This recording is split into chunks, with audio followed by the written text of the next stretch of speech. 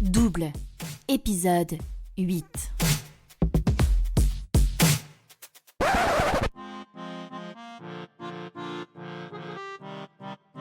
Les vacances étaient enfin là, mais cette année, pas de départ au soleil ni d'escapade sur la côte atlantique. Je restais à Paris, confinée dans mon petit appartement du 15e arrondissement. J'avais imaginé que ces jours de repos seraient l'occasion de souffler, de prendre soin de moi et de redécouvrir les petites joies simples de la vie parisienne. Mais le mystère autour du logo continuait de me hanter. Lucas, son père et cette mère absente qui semblait être le cœur de l'énigme. Tout revenait toujours à ce carré, une forme à première vue insignifiante, mais qui me donnait l'impression d'être au cœur d'une intrigue que je ne comprenais pas. Assise à ma table en bois clair, face à une lumière tamisée qui traversait les rideaux de lin, je sortis un carnet de croquis. Une fois encore, je dessinais ce carré. Simple, géométriquement, parfait, mais chargé de mystère. Je le traçais, j'effaçais et je recommençais, tentant de décrypter ce qu'il pouvait représenter. Oh, ce n'est qu'un carré. Même mon instinct me disait le contraire.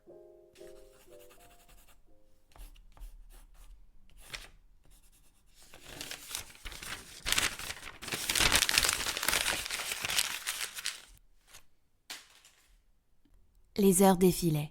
Mon appartement, d'ordinaire mon refuge, prenait des airs de cellule d'obsession. Le bruit de la circulation, habituellement un fond sonore apaisant, devenait oppressant. À force de dessiner et redessiner le carré, mon esprit s'égarait dans des hypothèses. Était-il une simple forme géométrique ou le code d'un langage inconnu? J'en ai assez, je prends mon ordi. Je tape des mots-clés au hasard, symbole, carré, laboratoire, forme géométrique, science, pharmacie, symbolisme, carré. Mais les résultats n'étaient qu'un méli-mélo d'articles techniques et de schémas incompréhensibles. Mon incompétence scientifique m'écrasait. Peut-être que ce mystère appartenait à un domaine qui m'était totalement étranger. D'ailleurs, c'est même pas peut-être, c'est certain. Bon, j'en ai marre de chercher, ça devient une obsession, mais tellement folle. Je décide d'aller me faire un thé que ma mère m'a offert. Elle achète souvent dans la boutique l'autre thé, je sais pas si vous connaissez. Là, elle m'a pris gingembre citron, c'était de saison, mais elle prend souvent du Yunnan. Enfin voilà, en tout cas, si vous voulez me faire un cadeau, vous savez que j'adore le thé. Faut que j'arrête les recherches. Les vacances à Paris n'étaient pas totalement perdues, grâce à Anne, toujours pleine de vie et de spontanéité. Elle m'avait convaincue de sortir au Rosa Bonheur, vous savez, pas loin du Grand Palais, un endroit que j'adore. Enfin, le Grand Palais, pas Rosa Bonheur. Mais bon, c'est un petit coin sympa, une adresse où les soucis semblaient disparaître sous les éclats de l'énorme boule disco et la boule disco tout court en fait. Moi, je vais là-bas que pour la boule disco. Si vous voulez me chercher, je suis sous la boule disco. Je suis hypnotisée par ça. J'en ai même chez moi. Enfin, c'est vraiment le truc que j'adore. Bon, là, je perds encore le fil de la conversation. Je reprends. Allez, Marine, viens, on va danser. Allez, bouge. Bon, j'ai pas hésité longtemps. Ni une ni deux. Hop, je me suis mise sur le dance floor. Sous la boule disco, évidemment. J'ai été libérée par la musique et l'atmosphère. Autour de moi, il y avait des inconnus qui buvaient, qui rigolaient, qui partageaient, qui parlaient. Il y avait des éclats de rire, il y en a qui dansaient. Bref, j'avais l'impression que mes préoccupations s'envolaient.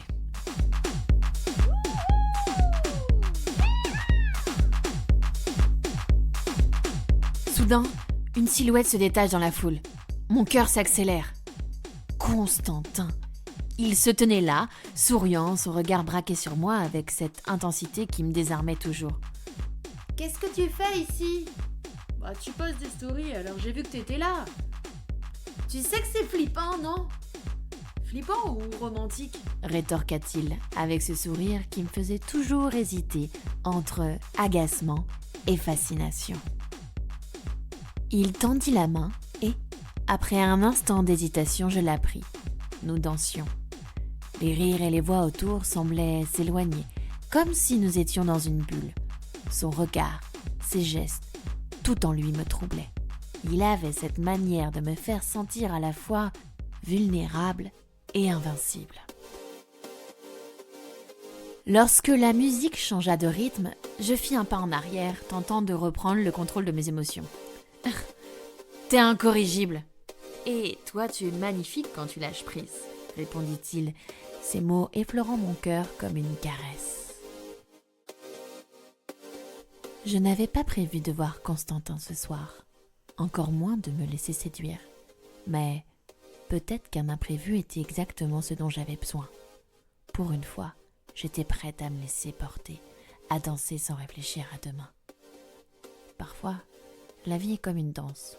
On hésite, on trébuche, mais ce sont ces moments d'imprévu qui nous rappellent pourquoi il faut oser avancer.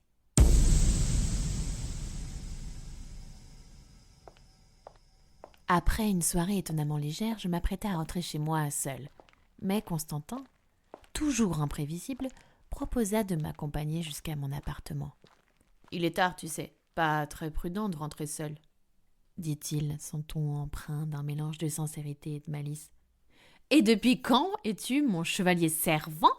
rétorquai-je un peu mi-amusée. « Depuis que je me suis rendu compte que j'aimais passer du temps avec toi. » Ah, je ne trouvais rien à répondre, alors je le laissai faire.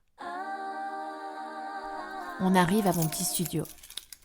Mais une bouffée de panique me saisit. Sur la table, éparpillés comme des preuves d'un secret, mes croquis du logo étaient bien en vue. Assieds-toi, je vais chercher de l'eau. Je me suis précipitée sur la table, je ramassais les feuilles, les esquisses, les pliant maladroitement avant de les glisser sous un vieux livre d'art posé sous une étagère. Qu'est-ce que tu caches là ? Rien, tu sais, des trucs de meuf. Ah, toi et ton côté mystérieux, dit-il en s'affalant sur le canapé-lit. Je fis mine de ne pas relever, mais mes mains tremblaient encore légèrement. Si Constantin voyait ces dessins, je ne savais pas comment expliquer cette obsession. Et surtout, je ne voulais pas qu'il pose des questions. En tout cas, pas ce soir. Je lui ai apporté un verre d'eau et je suis allée m'asseoir sur une chaise à une distance raisonnable. Il me dévisagea un instant, son sourire espiègle se transformant en quelque chose de plus doux. « Tu sais, tu n'as pas besoin de tout contrôler tout le temps, » dit-il après une pause. « Je ne contrôle rien, » répondis-je, un peu trop vite. Il éclata de rire. Je levai les yeux au ciel, mais intérieurement, ces mots avaient touché juste.